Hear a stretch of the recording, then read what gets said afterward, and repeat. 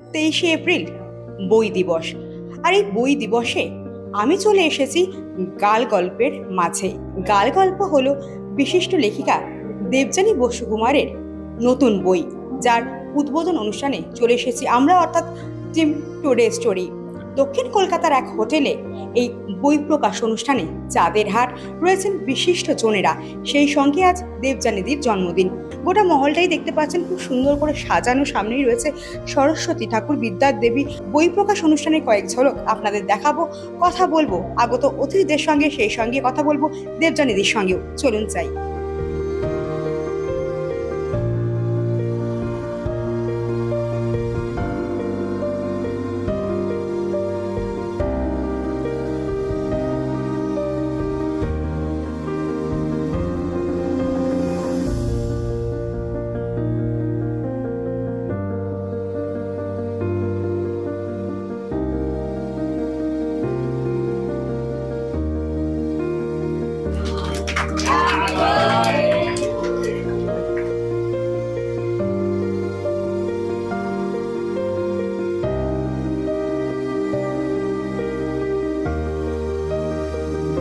আনন্দে কাটছে। মায়ের জন্মদিন প্রত্যেকটা সন্তানের কাছেই ভীষণ আনন্দের দিন, এবং তার সাথে আমার মায়ের জন্মদিনটা আন্তর্জাতিক বই দিবসের দিনে পড়ে, এবং ঘটনাচক্রে উনি লেখিকা, তো ভীষণই আনন্দের একটা দিন।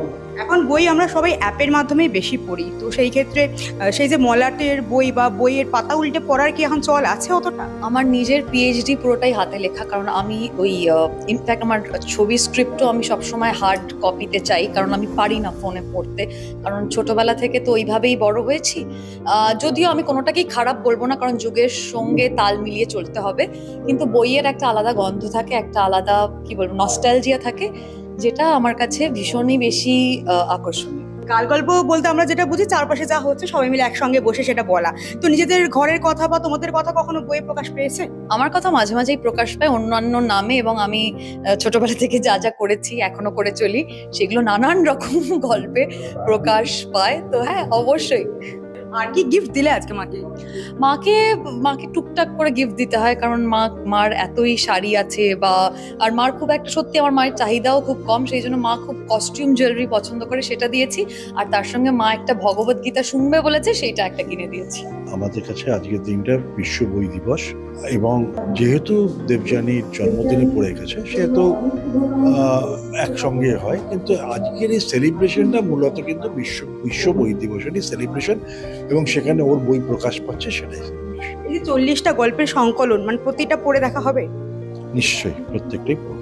জানি ভীষণই ব্যস্ত মানুষ, সেই জন্য জিজ্ঞেস করলাম যে আর দিদির গল্প সাধারণত কেমন লাগে বা কি ধরনের লেখে? তো আমি বক্তৃতা বললাম, খুব মানে সাধারণ ঘটনা, যে ঘটনাগুলো আমরা সবাই প্রায় জানি, কিন্তু সেগুলো কি এমনভাবে তুলে ধরা হয় যাতে আমিও বুঝতে পারি, আমার সঙ্গে অন্য লোক থাকলে তারাও বুঝতে পারে। দেবলীনাদি একটু আগেই বলেছে যে তারা অনেক বদমাইশের কীর্তি মা তুলে ধরে, সেরকম কি আপনার আছে যে অন্য নামে প্রকাশিত হয়েছে? আমি ঠিক জানি না, তবে ও নিশ্চয়ই হতে পারে। মানে হওয়াটা কোনো অস্বাভাবিক। কি উপহার দিলেন?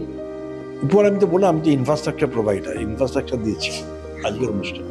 মানুষের পেলব ত্বকের নিচে যে একটা কঙ্কাল রয়েছে, সেইটাকে আমি বার করে আনার চেষ্টা করি। ওই জন্য পাঠক খুবভাবে একাত্ম হতে পারে এই গল্পগুলোর সঙ্গে।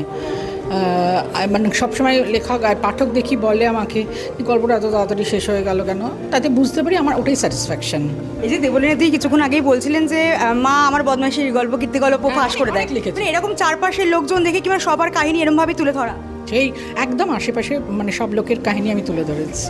একটা সময় আমরা বই উপহার দিতাম একে অন্যকে, কোথাও কি মনে হয় না সেই প্রথাটা কোথাও বিলুপ্ত হয়ে যাচ্ছে? না, বিলুপ্ত হয়ে যাচ্ছে না, হচ্ছে, কিন্তু আমি বলি বাচ্চাদের আরও দিন, কারণ বাচ্চাদের বই পড়ার হ্যাবিটটা করা খুব দরকার। কিন্তু ওদেরকে যারা পড়ে শোনাবেন, একদম ছোটো ছোটো বাচ্চাদের, তাদেরও মনে হয় সময়ের ব্যস্ত সময়ের মধ্যে মা বাবারা যে বার করতে হবে, দুটো গল্প পড়া যায় আমি মনে করি।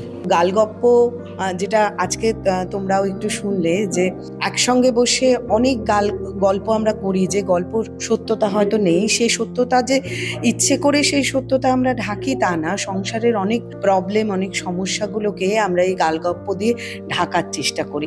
সেইগুলো নিয়েই দেবযানীদির বেশ কয়েকটি গল্প, আশা করি বিগত বইগুলোর মতো এই বইটিও দেবযানীদির ভীষণ ভীষণ পপুলার হবে। হ্যাঁ, আমার তো সবটাই গাল গল্প, সবসময় আমার অফিসে এলে বুঝতে পারবে, ওখানে মানে এরকম একটা খুব আড্ডাই চলে সবসময়। যারা আসেন তাদেরকেও চেষ্টা করি সেই স্পেসটা দেবার, যে ওনারা ওনাদের কথাগুলো বলতে পারেন। চেষ্টা করি তাদেরকে যতটা সম্ভব হালকা করে দেবার, এবং জীবনটা তো এরকমভাবে যাওয়া উচিত। ওনারা সবসময় খুব একটা স্ট্রেসের মধ্যে থাকেন। তার বাইরে আমার যারা সদস্যরা রয়েছেন ছেলেরা, ওদের নিয়ে চেষ্টা করি সবসময় একটা আড্ডা, আমাদের এখানে তো খুব হয় আড্ডা গল্প। বিষয়টা হচ্ছে যে দেবযানী গল্পের যেটা লেখার যেটা মাধুর্য, সেটা হচ্ছে গল্পটা খুব সোজা সরল ভাষায় লেখে, এবং এই গল্পগুলি প্রত্যেকটি বাস্তব থেকে উঠে এসেছে। মানে আমাদের প্রত্যেকের ঘরে ঘরেই গল্পগুলো ছড়িয়ে আছে, এবং গল্পগুলো একবার পড়তে বসলে শেষ না করে কোনো উপায় নেই।